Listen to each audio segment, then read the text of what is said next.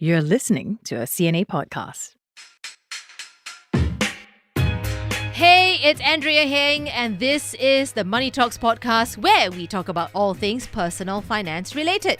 If this is your first time here, follow us on Spotify, Apple Podcasts, or YouTube Music because that way you can get an alert when a new episode drops each week. And as always, we will start with a quick news segment, but this time around, I'm doing it with someone I would like to introduce to you. She's the newest member of our team. Her name is Junaini Johari, and she helps produce Money Talks here at CNA. Hello, Junaini. Hello, Andrea. All right, so what do you have for us today? So, Andrea, do you have any accounts with UOB or Standard Chartered? I used to have one with StanChart, but I kissed it goodbye I think a decade ago, and no to UOB. Why? Okay, so if you do have accounts with either or both, there's some not so great news if you have savings parked with them. Whew. UOB has announced that it's slashing the interest rates on its flagship savings account, which is the UOB One account. That's the account that everyone was gunning for at one point. That's right. Okay, so? So the interest rates are tiered according to the customer's account balances up to $100,000. Okay. And they range from 3.85% to 7.8%. Yep, that's exactly why everyone was rushing for it. But from 1st May onwards, the interest rates will range from 3% to 4.5% per annum. Ooh, that's tough. All right, so what about StanChart then?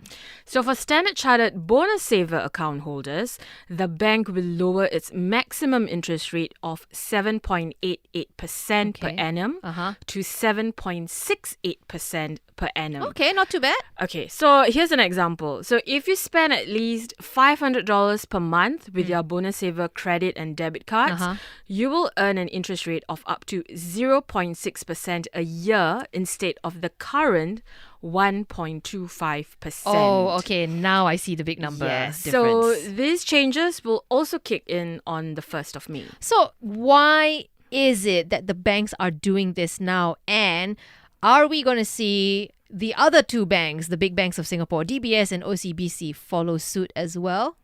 Well, experts are saying that this could be in preparation for the possible rate cuts by the US Federal Reserve in the coming months. So we'll just have to see. What's next in the bulletin today? I'm sure you're familiar with buy now, pay later providers such as Atomi and Grab, right? Yep. So the good news is that 4 of them, Atomi, Grab, C-Money and ABNK.AI, are on their way to being accredited in April by the Singapore FinTech Association. Okay. Yes, so this means they have been assessed to be in compliance with the BNPL Code of Conduct. Okay. But if you've been using Latitude Pay, bad news. The company has announced that its buy now, pay later service will no longer be available in Singapore from the 19th of April. Oh, that's very soon. So this new BNPL Code of Conduct, how is it going to affect customers? I think that's what everyone wants to know. Okay, so this BNPL Code of Conduct acts as a safeguard to make sure that consumers don't overspend and they don't end up in debt. So this means you cannot have more than $2,000 in outstanding payments. And if you're late in paying your monthly installments, you'll be charged a late payment fee and you won't be able to make any new purchases until you've settled what's outstanding. So just like the world of credit cards and loans, you are the one that has to play by the rules now. That's right. Okay, so maintaining good financial habits, always a good idea. Practicing financial prudence also is key. I know people who just refuse to get on the BNPL boat, but you know what? To each his own. Just make sure you keep your finances healthy, those habits healthy, which is always what we've been advocating here on Money Talks. Indeed. Hi, I'm Andrea Heng. Welcome back to the Money Talks podcast. So we're going hyper local today. I've been fortunate enough to be able to afford my own resale home. I've never BTO'd, so I never really had the need for temporary shelter, for example, to wait for it to be built. So, why am I talking about this? Well, recently I found out for myself that the rental market here in Singapore is actually pretty robust, especially with the number of BTO flat units being launched and, all the applicants waiting for the keys to their flat, right? And they're not the only renters in the market. Singapore's rental market competition is really stiff as we share our space with many other people, right? We're talking about migrant workers, foreign expats, even university students, people who come here from neighboring countries to study in Singapore's educational institutions, right? So we're constantly sharing our space with many other people. So for renters out there, this episode is just for you. Let me introduce my guest now, Dr. Lee Nai Jia. He is Head of Real Estate Intelligence, Data and Software Solutions at PropertyGuru Group. And he is going to help us better understand Singapore's rental market, how to strategize financially around renting, and what you need to look out for when you are shopping around for a temporary home. Dr. Lee, welcome. It's good to have you on the Money Talks podcast. Thank you for having me here.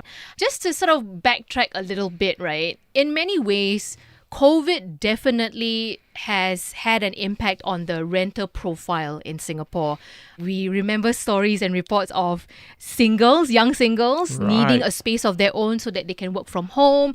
And they are just a small proportion of the rental demographic. But there are so many more people because of COVID delays.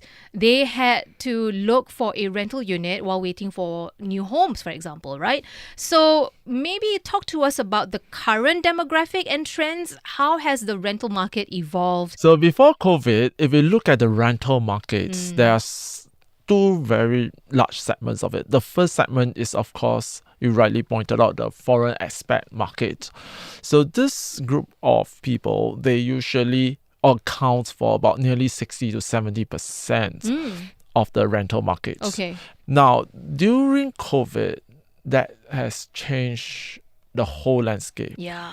So first, you have people looking for more space. And then due to interesting family dynamics, we see that a lot of people start moving out, wanting their own space. So domestic demand actually is the one that's responsible for taking up all the slack in the market. So then, of course, the singles, and you rightly pointed out, the university students, some of them could not get their dormitories. They also go here. So now is post-COVID. So what happened? Yeah. So it's very interesting that we see that, the domestic demand actually came back down because they got their keys, they are happily, everyone can go out and have their own space. Yeah, so the domestic part of things actually came down.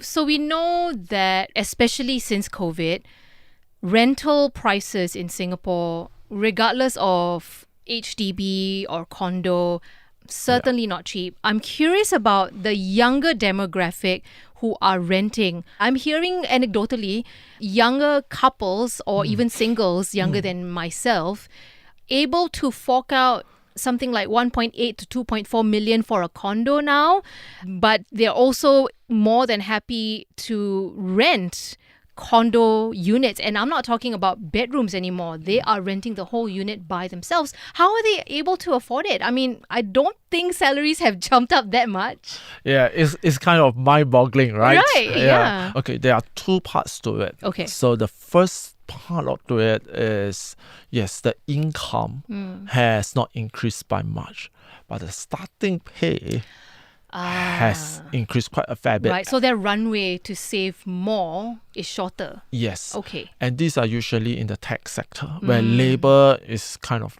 tight in supply. Right. So if you look at the starting pay today and maybe quite a few years back, it's very different. Yeah. But the increase of those who are working, that increment is, I would say, not that significant to see that change. The second part is actually more interesting. Okay. So when we come to buying a house or to rent, or there is one part that we always forget is the wealth. And it's not the wealth of the buyers or the property seekers. is the wealth of their parents. Ah. We call it in a very nice way, intergenerational transfer of wealth. Also known as mommy and daddy's money. Yes. No shame in that. No shame in that. Yeah. But yeah, you pointed out a very good data point there, because the parents are those that benefited from really high growth, high wage increments back in their time.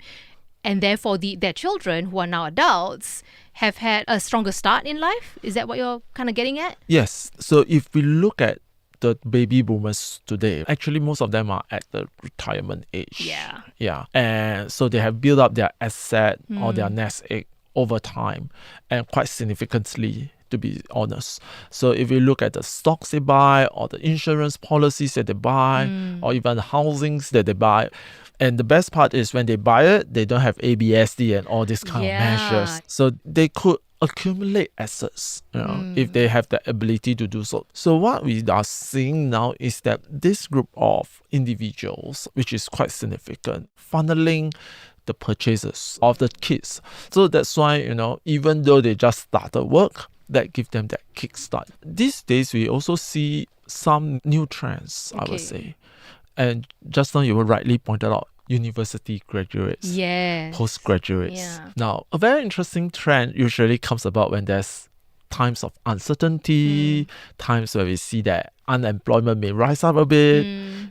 What will happen is that we also see the enrollment for universities or higher learning of institutions always go up. Yeah.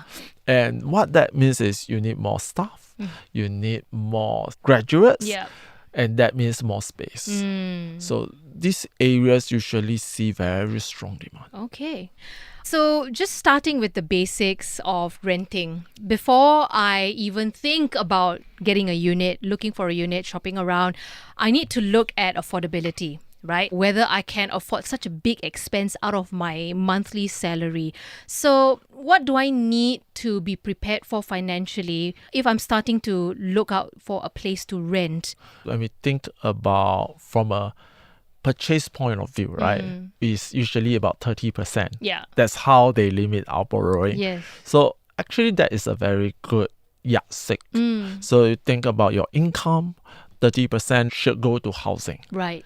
And if it exceeds 30%, then it means that one has to cut out certain expenditure or Right. lifestyle spending. So what we are seeing in consumer sentiment study, we found that a lot of property seekers for renting actually cut down on their expenditure. Right. Just to be able to afford a unit. Yes. Okay. Yeah. Or alternatively, what they do is they try to find more roommates. Ah. So that is the other way where they can share the expenses. Right. So there are two versions, I would say. Okay. One is the informal part where it's usually listed looking for roommates, and then you come together and then negotiate the rents, Right. and then after that they informally set what is being shared, how much each one will pay. Sure. Then there's a formalized version that seems more like a service apartment or like Right. a hotel, Yeah. except that it looks like a dorm. We call it. It kind of makes it sound like having roommates is cool lah. Yes, it's called co-living. Yes, co-living. That's right. Yeah, yeah. And one of the key parts they do very well is because they found out that a lot of the tension when you have roommates is actually cleaning. Yes. So what the co-living operators did very well is actually they just do the cleaning. They provide it. Yeah, they provide it. And that is why co-living rental prices are a bit more expensive? Yes. Yeah. But they are still a bit more affordable than you say if you rent out a condominium. It's still much more affordable because Right. you don't need to rent out the whole unit. Rather, you rent out just a room. And I guess you also don't need to sort of look for your own roommates in that sense, right? With co-living. Yes. So there's a lot of economies of skill that one can gather just staying in the co-living. Okay. Yeah. And then you have a community, you don't feel like isolated. So people kind of drawn into the concept. Okay, interesting. So let's say I've gone into unit hunting for my rental unit, right? And there's that classic dilemma of should I use an agent or should I just DIY when it comes to looking for my rental unit? What are the pros and cons of each method? Because one concern that comes to mind, at least anecdotally, is the number of people who pose as real estate agents on e-commerce platforms offering their services to help you look for a rental unit. That is a very good question, especially in today's, you see a lot of scams in social media. Yeah. And it's very difficult to differentiate because they sound so real. Yeah. So there are a few ways. First thing is always check the person's contact with CEA. Right. CEA actually have a live database. Right. And this is the Council of Estate Agents, correct? Yes. Okay. And then the next question, is this person reliable? Is this person good? Then we have to have a kind of review system. Right. So like in Property Guru, what we have is we can actually search the rental agents. Okay. And then they have a review system and they have the number of rental listings. So they even show like the number of rental transactions they have done. It's official data. Okay. So the agents are supposed to facilitate that data through their agency and is supposed to fed to CEA. Right. And CEA actually share that database publicly Okay. at data.gov. So that gives for property seekers a sense of security, I would say. And a peace of mind. Yes. Right? Then on the part whether you should DIY or look for agent, I Yeah. think it really depends on individuals. Some of them are very enterprising. They will just say, I do it myself, Yeah. you know. But I think for those who are doing themselves, they probably have to go through quite a fair bit of learning Okay. because they have to understand what is the tenancy agreement, Ah. what are you paying for, Mm-hmm. and what you need to pay for. For instance, Yep. the landlord may pass like maintenance charges, servicing charges That's right. to the tenant. Yeah. Then without reading very carefully, you realize you have an additional amount to pay. So there are all these clauses that one needs to be very careful of. Okay. So the agent does help to filter all this information. Yeah. You will not know until you do it yourself. Yes. Unfortunately. Yes, that's true. A lot of people will ask them, how much will the agent charge? Exactly. I was about to get to that. Most of the time, the agents usually will go and look for the landlord's agents and do a Okay. co-broke. Okay. So in the more layman's language is that they will, so usually the agents that get paid Yep. is the one that lease the property. Then after that, they will share the commission with Right. the other agents Okay. who bring in the customer. Okay, another age-old question that renters ask themselves, HDB or private, right? Because anecdotally, I've had friends who say they experience a fair bit of culture shock when moving from HDB to condo and vice versa as well, right? If you're used to staying in a private apartment and then suddenly you're staying in an HDB, it's a very different experience. Now, the idea of going to HDB, right, I would generally point to two things, space and value. If the private condo is above your budget, then maybe HDB makes sense, especially if you need a lot of space. Right. But when looking for HDB flats for rents, some don't furnish that well, right?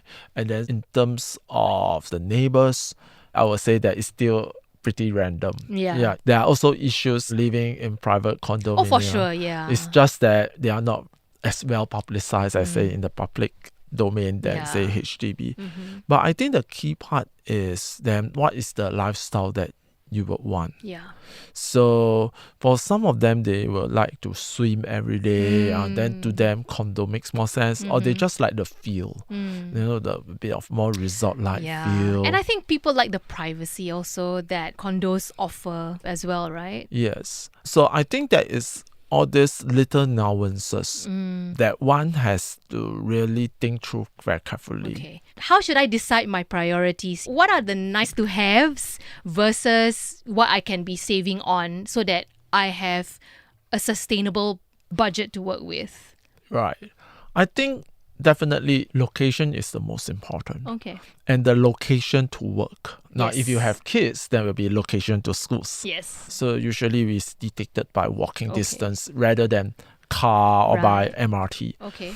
Now, work is really just an opportunity cost. Okay. I would say that people usually locate where they work. I look at the data from our platform. Yeah. You realize that places like Tampines are very popular. Really? And there's a reason. These people, the rental catchment, Right. actually came from the aviation industry. Oh, Air of course. stewardess, Yes. pilots. Yeah. So they So have CMA would also be in there as well. exactly. Okay. So and then you have the back end officers of the banks. Right. Yes. tech. Changi Business Park. Right. Mm. So it's very location specific to Yes. work classes. Then the other place that is very popular, especially for HDB flats, Uh-huh. is Woodlands. What happened is the Malaysian workers that Mm. work in Singapore, they could be blue collar or white collar, they travel back. Mm. So they all have a very specific motive in mind. Of course. Yeah. Then when we come to the central, that Mm. is where all the aspects, Yep. you see really the demand is really in the Holland Village Mm. from the Orchard Road area, Yeah. Grange Road. So I would say that when we think about that, location plays the most important. Now the second most important thing, which within our control, Yeah. is to observe whether there are physical damage Okay. to the properties Okay. that are structural. Mm. And this means leakage. Right. The landlord may paint the place very Yeah. well. So you just have to be a bit more suspicious. This is just newly painted. Mm-hmm. Check whether there are, wet spots. Whether, Yeah. especially in the kitchen area Mm-hmm. and the toilets, because Mhm. these are wet areas. Yes. So those are the things that one has to put a bit more attention to. Mm. Not the living room, Yeah. not the bedroom, because those usually quite okay. Yeah. Yeah. Then the third part, I would think, then is come to the rest, amenities, etc., whether they are necessary or not. Yeah, Mhm. I think those are actually more secondary because you spend most of the time working. Yeah, that's true. So how often are you actually going to use those amenities, Yes, right? exactly. Yeah, that's a fair point. Okay, so let's say I've found the unit that I want to rent. I am ready to send out the letter of intent, which is known as the LOI. What's the difference, first of all, between the LOI and the tenancy agreement? What does each of one do? Which is more important? And are there any red flags to be aware of? So letter of intent, right, is really to tell the person that you are interested in the project, you are interested to rent, and then you start the negotiation of the rents.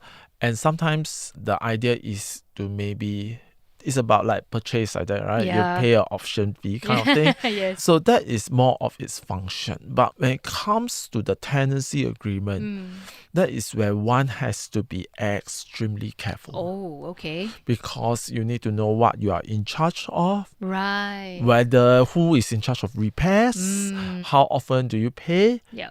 and what if you don't pay in time, all those kind of little clauses. Because sometimes it could be the banks have some issues and you Right. have delay payment by a day, but the landlord may say you default. Yeah. And then they will do certain things, got penalties and whatnot. Right.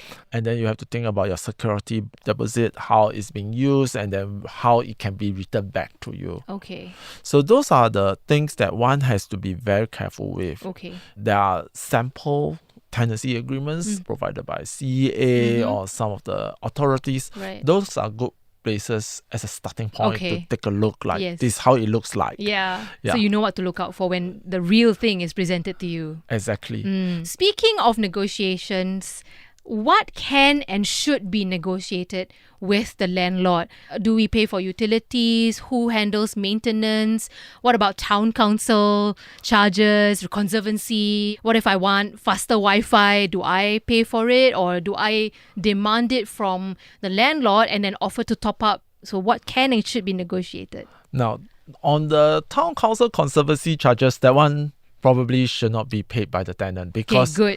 that one is tied To the property ownership, property right? ownership, right? Okay. Yeah, so that definitely they will pay. It's All just right. that whether they will incorporate into your rents, that is a separate Aha, matter. That's right. But I think there are a few things like you can negotiate on fresh coat of paint or Okay. some new furniture. You may So find aesthetics you can negotiate. You can negotiate Okay. with them. So, for instance, you find that the curtains really looks very old, needs a refresh. Yeah. That that kind of thing. Okay. So that is where they start negotiating. Right. And then, of course, some landlords are, if they know they have that market power, say like maybe like 2 years or 1 year ago, Yeah. then what will they do? They will say, okay, if you don't want, it's okay, I will find another tenant.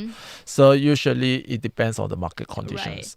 Like for now, the market conditions will be, I would say, better than last year because you have more new projects completing, they are in the market, we see more rental listings now. So for those tenants, right, when they look at these projects, of course you can negotiate that, oh, I need a washer, I need this, Okay. can you include it in?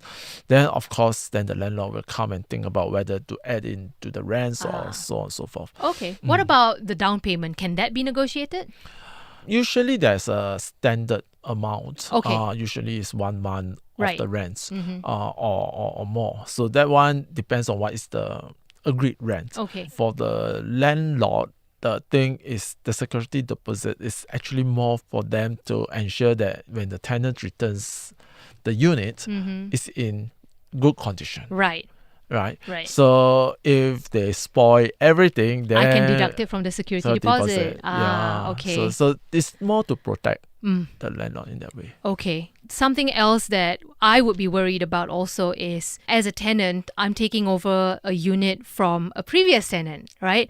When I'm ready to move in, what should I ask the landlord, or what do I need to look out for in the unit that should have been charged to the previous tenant instead of me? That's why these days, right, we actually see that there's a new profession coming up, which is an inspector. They also work for like new units. Like when you take handover a new unit, you want to check whether there are faults. Wow. So it's created jobs for people. Yeah, it created jobs. And I would think that those are actually quite good because it gives another perspective. Of course, we can check whether the appliances are working, etc.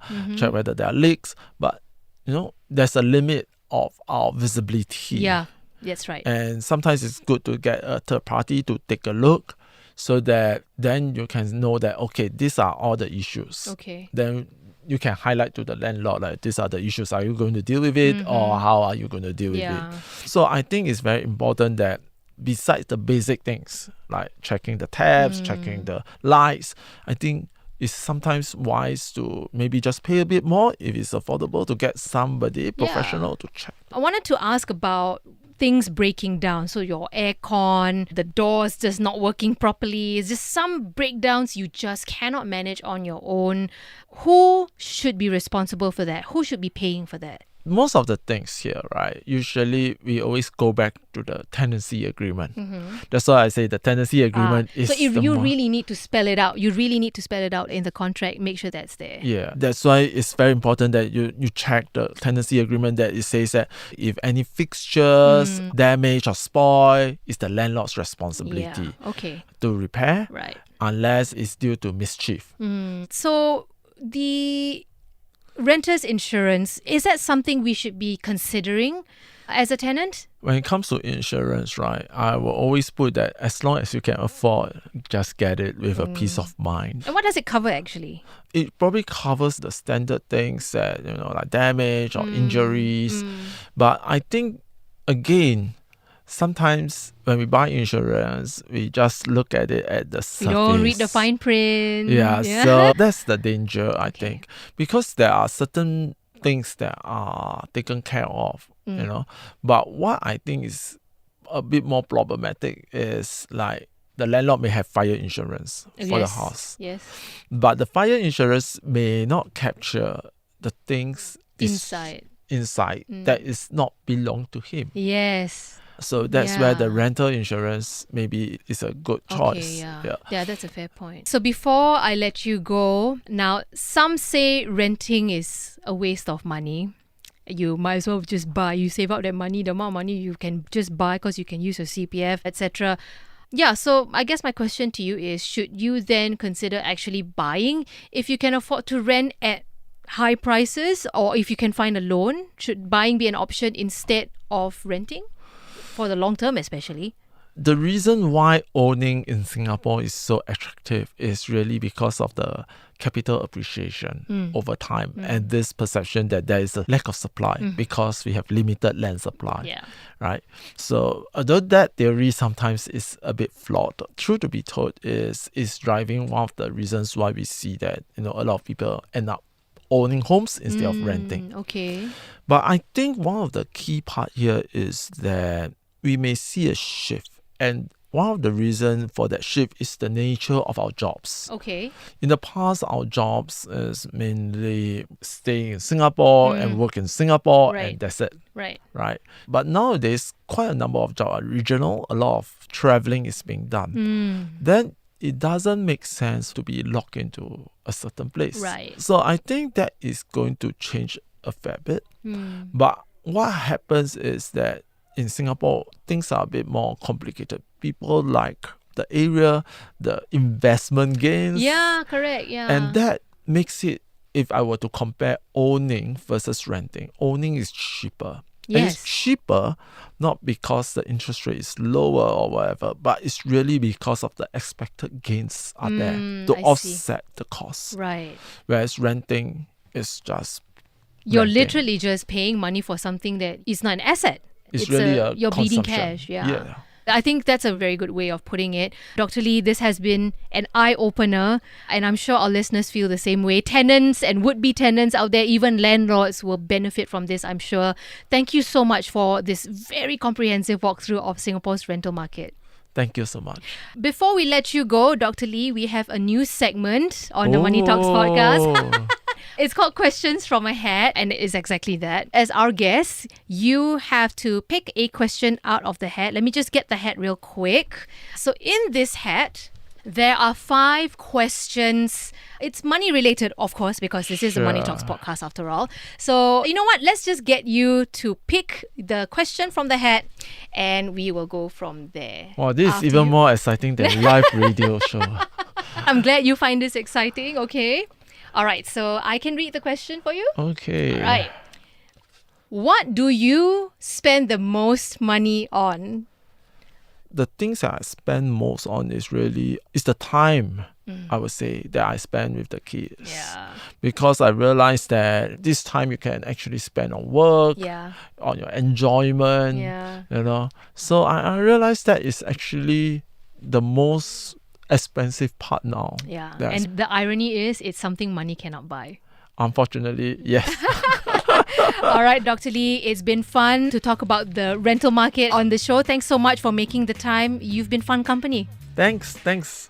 And listener, thank you as always for your company as well. I hope this has been pretty useful for you, especially if you're a tenant or a landlord or you have friends or family members out there who are looking to rent. These are the things to look out for. Very comprehensive, but well worth the listen.